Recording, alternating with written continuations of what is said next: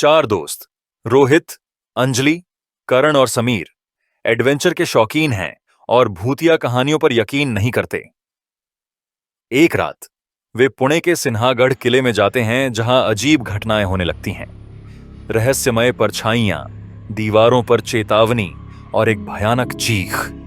जब वे भागने की कोशिश करते हैं तो कोई उनका रास्ता रोकने की कोशिश करता है। क्या वे सुरक्षित बच निकलेंगे या किले का भूतिया रहस्य उन्हें भी अपनी गिरफ्त में ले लेगा? तो फिर मेरा नाम है सारंग और जानते हैं कि यह एडवेंचर उन चारों दोस्तों के लिए कैसा रहा।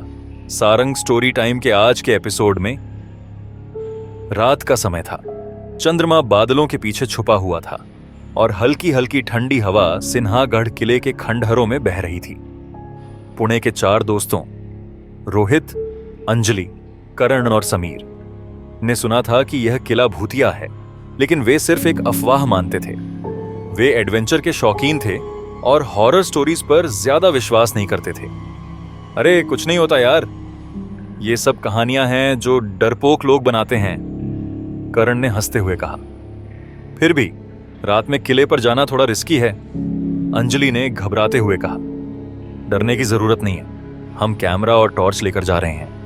अगर कुछ अजीब दिखा तो रिकॉर्ड कर लेंगे, रोहित ने मजाक में कहा और ग्रुप कार से निकल पड़ा। रात के करीब 12 बज रहे थे। चारों दोस्त टॉर्च की रोशनी में आगे बढ़ रहे थे। किले की पुरानी दीवारें और टूटी फूटी सीढ़ियां खामोशी से उनकी आहट को सुन रही थीं। जैसे जैसे वे आगे बढ़ते गए, अजीब सी ठंड महसूस होने लगी। हवा में अजीब सी गंध थी, जैसे सड़ी हुई धातु की। क्या तुम लोगों ने सुना? अंजलि अचानक रुक गई। क्या? समीर ने पूछा। कोई धीरे धीरे सीढ़ियां चढ़ रहा है। चारों ने टॉर्च घुमाई, लेकिन कोई नहीं था। चलो आगे चलते हैं, रोहित ने कहा। जैसे ही वे एक बड़े कक्ष में पहुंचे, कर्ण ने दीवार पर कुछ उकेरा हुआ देखा। वहां लिखा था, जो यहां आया वो वापस नहीं गया। उनके शरीर में एक ठंडक दौड़ गई। जैसे ही वे मुड़े, उनकी टॉर्च की रोशनी में एक परछाई झलकी। एक आदमी की आकृति जो किले की टूटी हुई खिड़की के पास खड़ी थी। कौन है वहां? रोहित ने जोर से पूछा। कोई जवाब नहीं। चलो देखते हैं। कर्ण ने हिम्मत जुटाकर आगे बढ़ने की कोशिश की, लेकिन तभी वह आकृति हवा में घुल गई। ये क्या था? समीर की आवाज कांप रही थी। तभी अचानक एक जोर की चीख गूंजी, एक औरत की चीख जो पूरे किले में गूंज रही थी। यहां से निकलना चाहिए। अंजलि लगभग रोने लगी। वे तेजी से निकलने लगे, लेकिन अचानक समीर जमीन पर गिर पड़ा। क्या हुआ? किसी ने मेरा पैर पकड़ लिया, समीर ने कांपती आवाज में कहा। कर्ण ने टॉर्च नीचे घुमाई, लेकिन वहां सिर्फ पत्थर थे। यहां कुछ सही नहीं है। तभी एक धीमी मगर भारी आवाज गूंजी। तुम लोग यहां क्यों आए हो?